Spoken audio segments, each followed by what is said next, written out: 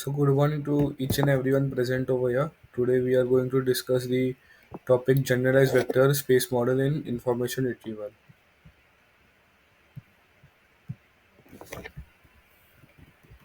So what is the generalized vector model in information retrieval?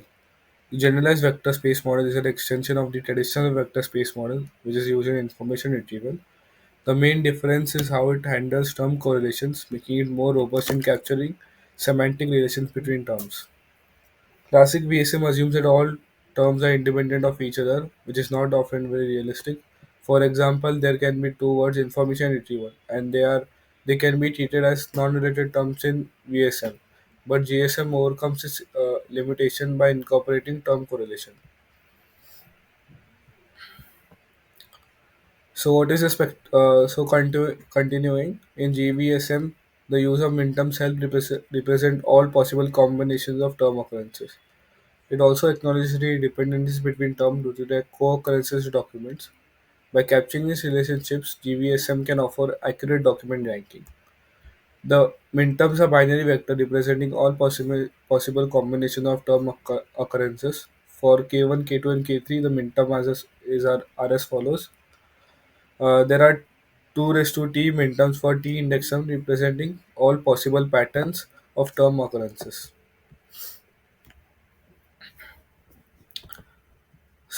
Moving on, the vector associated with each term ki is calculated using the formula as follows. Here, g of mr is equal to 1 indicates that a ki occurs in documents with minterm mr. Mr is the minterm vector associated with mr. The numerator is the weighted sum of minterm vectors of each term. The denominator is the normalization factor calculated as the square root of the sum of squared weights.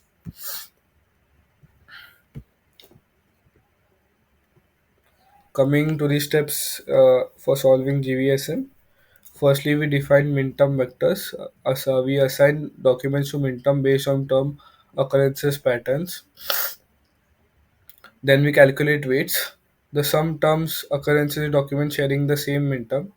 So the weight Ci or Ci of R for a pair Ki of Mr is calculated by summing up the occurrences of term Ki in all documents that share the term occurrences pattern given by Mr. In the third step, we calculate term vectors.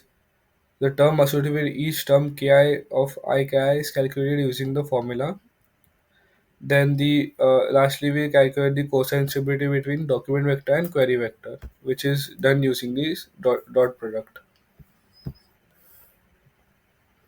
So coming down to the sum, over here we have five documents which are D1, D2, D3, D4, and D5, and we have key terms K1 and K2 with query Q is equal to K1 is equal to 1, K2 is equal to 5.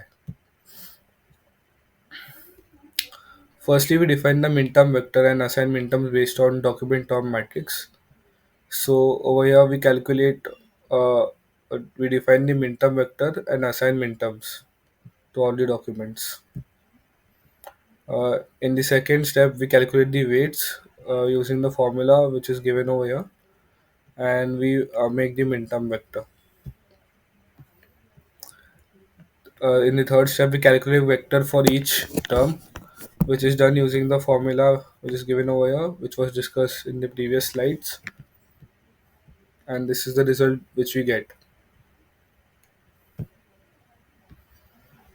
Then we calculate the cosine similarity between documents and query vectors, which is the uh, last step.